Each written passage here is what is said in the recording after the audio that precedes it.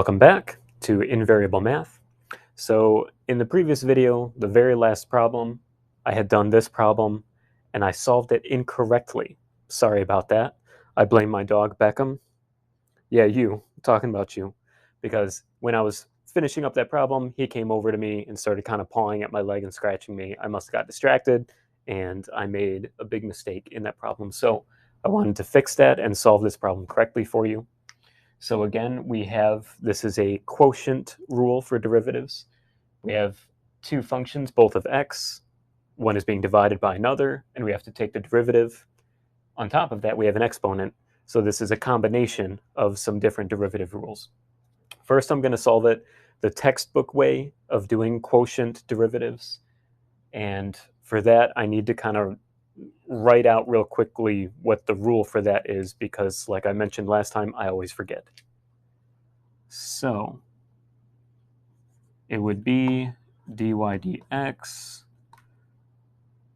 I know the bottom gets squared, and then it's just the top. Sometimes I mix up what we do on the top. So I know the top ends with dx. So that must be y. So that means this must be x dy. Okay. So now we'll go ahead and start. Oops, I just broke the border off of this. But that's okay, I'll put it back.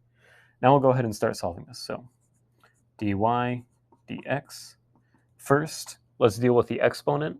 After we do that, then we're going to take the derivative of what's on the inside of the parentheses.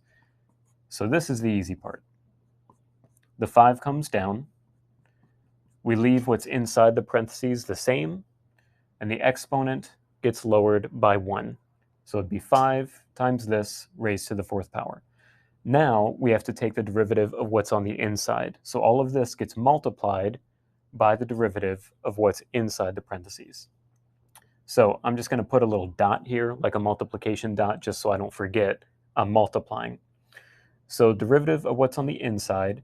So now we need to follow this protocol. So what we have is the bottom piece, which is 1 plus x, times the derivative of the top. Well, the derivative of x with respect to x is 1, so this just stays the same. Now minus the top piece, which is x, times the derivative of whatever's on the bottom. Well, the derivative of 1 plus x with respect to x is just 1. So okay, this top part is done. So now we square whatever is on the bottom, and we get 1 plus x squared. So now this simplifies because these two will cancel each other out. So what we will get is 5. Let me move this. So we're going to get 5 times 1 plus x squared times x over 1 plus x. Oops, to the 4th. Okay, and then that would simplify further. I'm just kind of looking over everything real quick. 4th. Yes. So we would get 5x to the 4th over this bottom piece would be to the 6th power. The reason why is because this is to the 4th power, this is also to the 4th power. This quantity to the 4th power times this quantity squared would equal that quantity to the 6th power. Okay, so that's that first part. And hold on one second. So my screen went dead. Want to make sure that it's still recording. Okay, now I'm going to show you again the way that I always like to do it. I like to use the natural logarithm method because, as is clearly evident, I have a hard time remembering the order of these pieces here. So this part stays the same. We don't change the way that we solve this exponential rule. It'd still be 5 times this quantity raised to the 4th power. But I'm going to show a different method of how I would solve the inside of these parentheses. So let's just call the inside of this some other function of x. We'll just say s. and we want to take the derivative of this. So we're going to natural log both sides. So natural log of s equal to natural log of x minus natural log of 1 plus x. And my dog is whining. Oh, you're going to try to jump in the chair? You're going to try to see everybody? You can try if you want. It's up to you. Okay. And there he is. Now we take this derivative. So the derivative of natural log of s with respect to s is ds over s.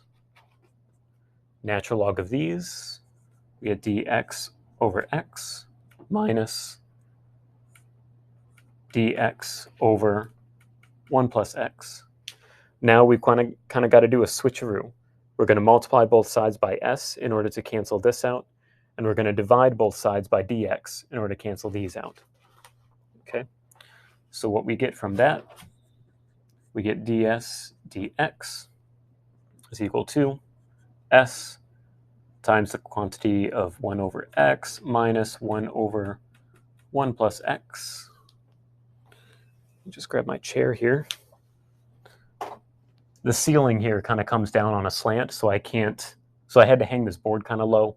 That's why sometimes you see me like kind of having to squat, because normally this board would be hung about like a foot higher. So I actually have to sit down to finish this problem. So what we get from this, hold on, my microphone fell, and I don't want my dog to eat it. Okay, so s, we said s was this. So x over 1 plus x times, and that gives us, let me just bring this down,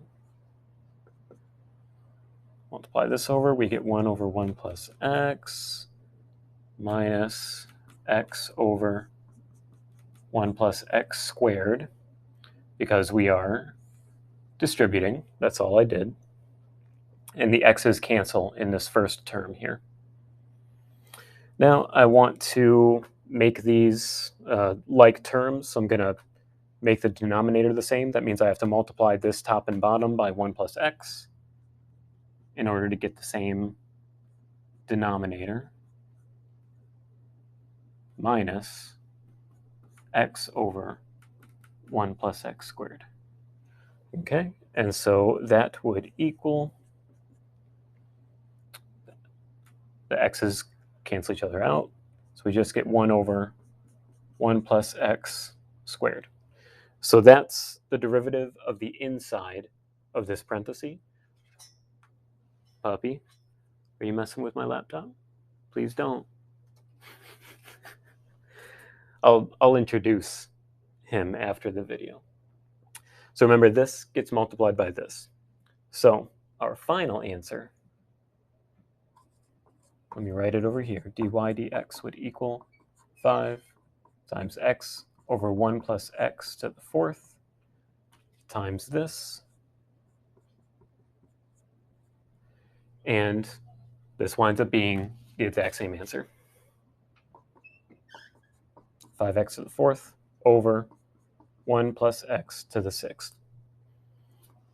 Okay, so I just wanted to clarify that. Sorry I messed up that problem in the previous video, but this would be the correct answer, and I showed both methods of how to do it. And my dog ran away, so sorry, you can't meet him in this video clip, maybe next one. See you then.